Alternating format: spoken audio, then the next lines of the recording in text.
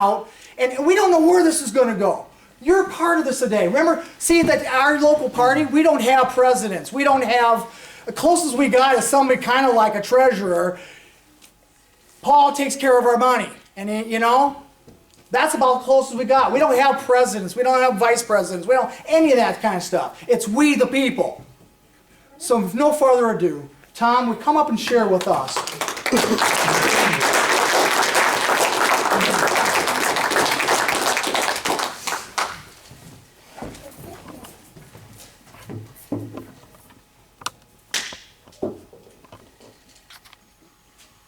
My name is Tom Howe. I am a United States Marine. Amen. Infantry. Oh. Combat survivor.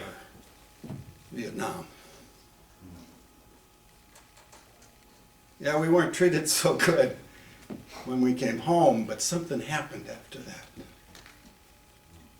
You folks that are old enough to remember it were there too. Some of you may have been on the wrong side of how we were treated, and some of you weren't. But you all began to look inside. You saw what was wrong. You turned a switch. You started talking to your neighbors, your family members, the people with whom you worked, and you changed America. You did that. Congratulations and thank you for having done it. Because when the war started in Afghanistan and the people began to come home, it was different. We aren't finished yet. We weren't blaming them for decisions made above them. We didn't blame the warrior if we didn't agree with that war. We welcomed home, but we didn't do a good job, and that's what I need to talk to you about. The Tea Party leadership locally invited me to speak because I expressed to them concerns about our democracy being lost. Yeah, I'm a Democrat, and I'm saying that to you. I'm also concerned that we're not taking good care of military families and the veterans they love. And I have an idea on how we can deal with both of them. But I can't talk to you about it very long until I begin to talk to you about the importance of listening. We have allowed the talk radio jocks, the TV jocks, the politicians, the people that write the advertising, all of the things that are being imposed upon us by others who are trying to control what we think, and it's not just political people. We've allowed them to control us. They're in charge now. We have to begin to listen differently. And I'm going to ask you to do some things that are going to be hard to do, as some of these other folks have said, because we have to learn to listen. In a story I don't have time to tell, my father taught me how to listen at the age of 9 or 10. And the key word was the meaning. What does it mean? So when you start listening to people, ask yourself, what does it mean? And as I began to mature beyond that, I began to understand that it wasn't just about me. It was about other people. And with a little more maturity, it wasn't just about the now. It was about the people who would follow in the future. And if you listen to what the Iroquois taught us, it's 7 generations to the future that we have to be thinking. If it's a bad idea for them, it's a bad idea now. We have to start listening. When I got to be a teenager, my mother and father taught me something totally different from what I had understood to that point. What they taught me was how important it is to learn to listen to people with whom we tend to disagree. We have to start to listen, which meant that I had to, on a regular basis, begin to hang around with people with whom I fundamentally disagree. And my job was to challenge them a little bit, mostly It was to listen. What am I listening for? Why is that important? It's because they own a piece of the truth as well. Amen. They own the truth too. And if we just regard them totally, we can't ever learn the truth. And so we can't put it together in a way that's the best answer for the solutions to the problems. That's hard. And then I went to Vietnam. And what I learned in Vietnam was that we don't just listen with our ears, we listen with our eyes. And if you listen to the stories of veterans, you can hear in the stories there are times when they listen with their smell. And people laying in the weeds along the trail could listen with their taste. They could taste the enemy as they walk by. And when they respond to somebody injured, they listen with their touch. And what I learned from that experience is that we have to listen with the totality of our beings. Everything we have, we have to bring to the table of listening. I'm watching my democracy streaming away from me because we've decided to be right and left, blue and red. We're killing ourselves because we're not listening to each other.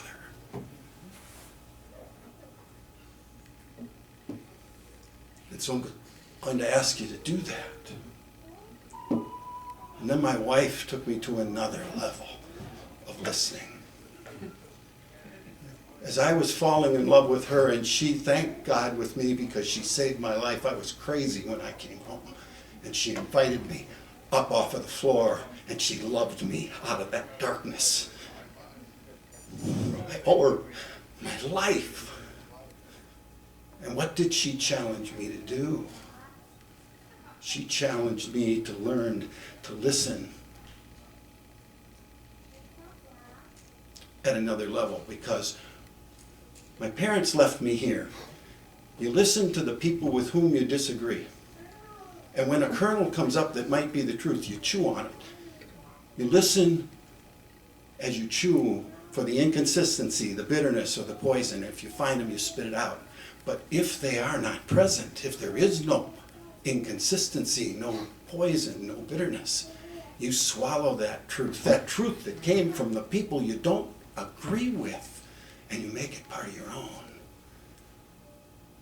My wife turned that. She said, now your job is to listen for the inconsistency, the bitterness, and the poison in your words, in your actions, in how you operate. If you think it's hard to learn to listen to people with whom you fundamentally disagree, take that one on and clean that one up and spit that bitterness and inconsistency and poison out of your system. And so here's how we rebuild the democracy. We take the idea of the response that's been inadequate as a nation to our veterans and the military families, and we use that in building a base right here in the tri-states, a base of listening. We invite folks from the political right and the political left, and we come into a room together, and we leave our Tea Party hat at the door. We leave our union, our Democrat and Republican hats at the door. And we listen to veterans and military family members tell us what's working, what's not working, what they think the solutions look like, and the problems for which they have no idea where to take it. And we work with learning to listen to people of difference, because veterans and military families cut across all those divides. Amen. We are black and white and red and brown and Hispanic. We are gay and straight.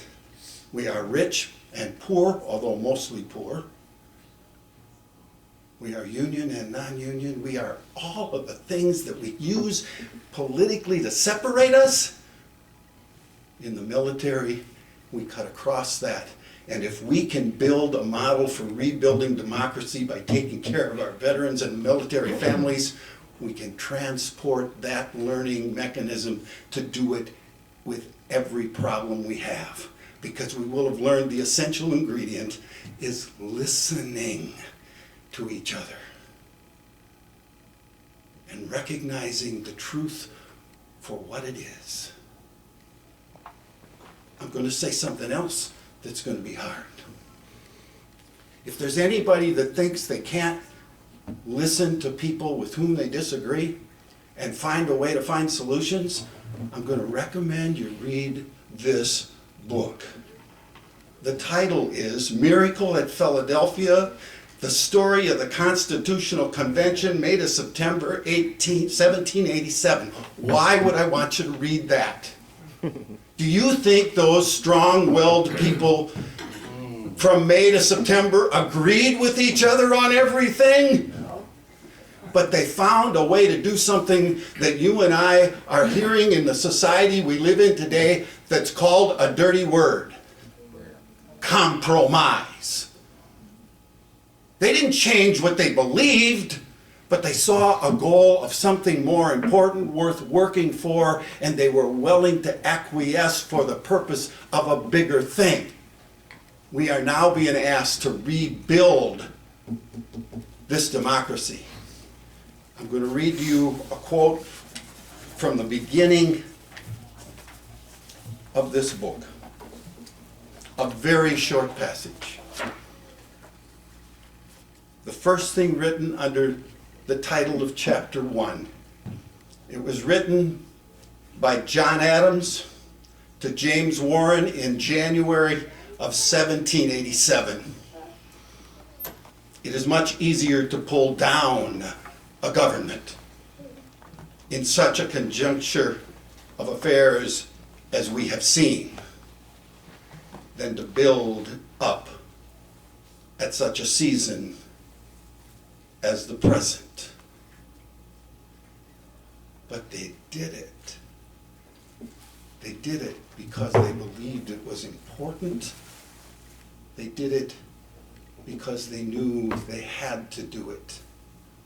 We have to do it. We have to take better care of our military families. We have to take better care of our veterans. And in the process, we can come together and rebuild the democracy and teach people. Because if we can have a national news story about Dubuque, Iowa, and the tri-state area where people of great diversity and difference came together and helped solve these problems, that's a national news story. And the documentation that we keep can be shared and it can be built other places. I'm a dreamer. I've always been a dreamer. I love my country. I love the men with whom I served. And I'm asking you, as I have honored my father and my mother, that we transport that idea and we honor our founding fathers and mothers. Amen. And we come together and we do this. Thank you.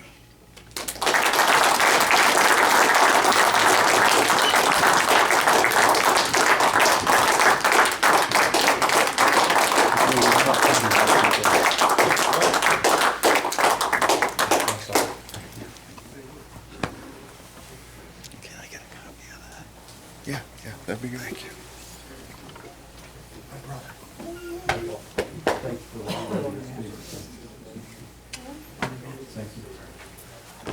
Did I tell you would be blessed tonight or what?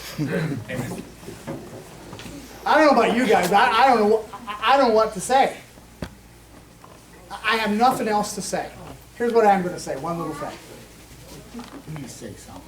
Yeah, John, go ahead. To add to what he said, though, in that convention, Benjamin Franklin, when things were falling apart, got up and said, how can we do it without the help of God? Quote, Right on. unquote. I can give you a whole You quote. better believe it. But, they went to serious prayer and then came together. That's And right. that's part of this nation. We're established on Judeo-Christian principle. And we need, right now, prayer and Christianity and every belief is being pushed out. That's right.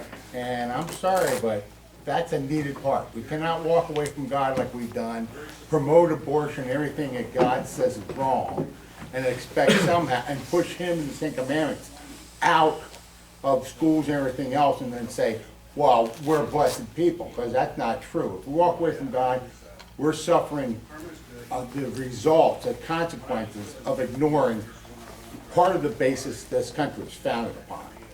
I'm very, very much on that, because, again, God's intervened in the affairs of men. You want to talk military history, let's talk about Midway. Shouldn't have ever won that. Let's go all the way back to the battle when the Continental Army was surrounded in Long Island, and the fog came in, and they rowed their troops with rowboats across the Sound, and then when the fog lifted, the British Army was ready to attack, and they weren't there. They were across the Sound. You know, God does intervene in our affairs. Yep. And we need to understand that and be people of prayer. You know, regardless if I'm one of these ecumenical guys. In the Christian faith, I can get along from A to Z as long as we're getting salvation through Christ and need to live a spirit-filled, spirit-led life. But that's part of, and the freedom to believe. Right on. I teach philosophy, and I've run into all kinds of students and all kinds of belief. But it's very important that prayer is a part of what we're doing, because we're not going to succeed without serious prayer to God. Right on. We're not going to do it in our own power. You know, so I just wanted to say, All right. especially after John got done talking, and I was thinking, Ben Franklin was there and said, hey, we need this to get it together. Right on. You know, that's what makes me love Democrats. Right on. All right, I'm going to leave you with this. This is it. We, the Tea Party, Dubuque Tea Party, we meet in this room twice a month on the 1st and on the 3rd Thursday. We would love to have you come out. You can speak as much as anybody. We don't have any type of presidents or any of those type of offices, okay? We just want to help one another out. And some of the stuff that you're starting to see here, it is, and we need your help, we really do. So we don't have anything else to say tonight, but thank you so much. God bless you. And take those cookies and all the other stuff. Get some T-shirts. Don't let me take any of that stuff home. My wife will say, why did you make so many cookies? I'm going to say, they're all wet, honey. So thank you very much, and God bless you very much.